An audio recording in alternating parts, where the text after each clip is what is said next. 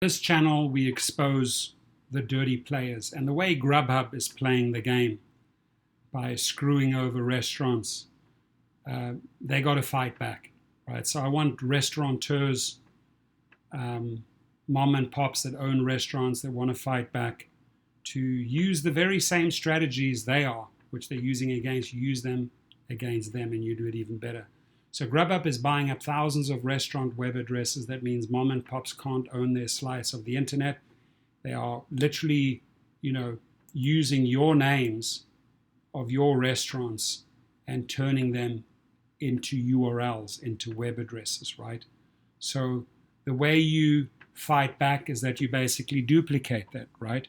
You create the keywords. You create videos on your dishes, and then you create the keywords, right? You use the keywords PostHub, Postmates, GrubHub, DoorDash, Uber Eats. You take the traffic away from them, right? They looking for new recruits, new buyers, new patrons that order on their services, and you reverse engineer it and create your dishes, your restaurants, right?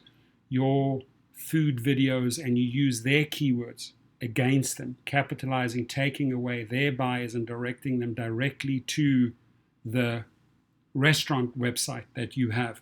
It also appears to publish shadow pages without owner's consent. They're being sued for that, sometimes in direct competition with real websites. New York City restaurant owner Siobhan says she was ready to leave GrubHub. She owns 2 small locations in Brooklyn and Queens with her husband, where they serve classic American breakfast and lunch, egg sandwiches, burgers, fries.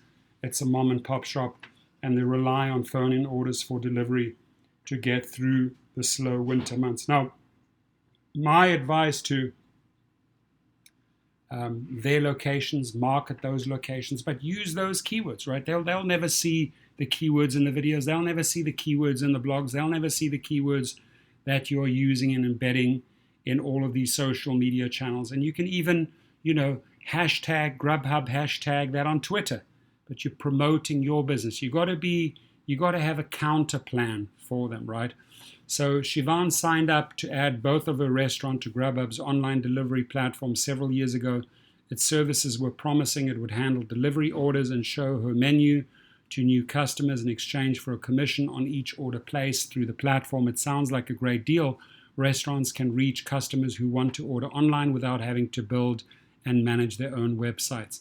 And the platform's marketing service can replace cumbersome old-fashioned advertising strategies. So she never gave them permission, right?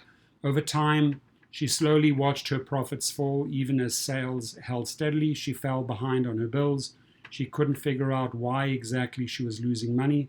Business was the same or better than before, she says, but she wasn't seeing a boost to her bottom line. So she reviewed her statements. It was obvious GrubHub's commission fees had been pinching upward over the years she'd been working with on the platform. There was the flat transaction fee, which hovered around 3 to 4%. Then there were marketing fees and costs for additional promotions. Siobhan says she feels like the platform is increasingly pay to play, which they are, right? It's putting a financial hole. Last month, I paid $7,000 to GrubHub. That's my rent for the month, right? So restaurant owners need to empower themselves more on the internet. Don't rely on these parasites that are sucking your traffic, right? You got to have the website, you got to have the social media, and you got to use these same keywords, right, against them. I mentioned them already. So frustrated, she started exploring other options. She says she thought about bulking up her restaurant's web presence and offering orders on her own site through a different service, that offered a flat monthly rate and no commission fee. There was only one problem. Someone already owned the web domain that matched her restaurant's name. She looked up the buyer. It was GrubHub, right? So Siobhan, you got to find other names. You got to find multiple names and position them around those names, right? You got to get creative here and fight back. Now, great article. I'll leave the link for you, right? It shows you what shenanigans GrubHub is up to. If you are a food delivery person with Uber Eats, with Postmates, with DoorDash, I highly, highly suggest you get a gig protection plan. They're all mentioned here, the companies. Starts at $7 a month. If anything gets wrong, if you get deactivated as a gig worker, as a delivery worker, the company will come to your aid, send out the legal letters through LegalRideshare. If you get into an accident, if you end up in hospital, if your car ends up in the auto body shop, right, they jump in and support you up to 80% of lost earnings. Get it? And 1 free month right beneath this video. There's my link. You get 1 whole free month.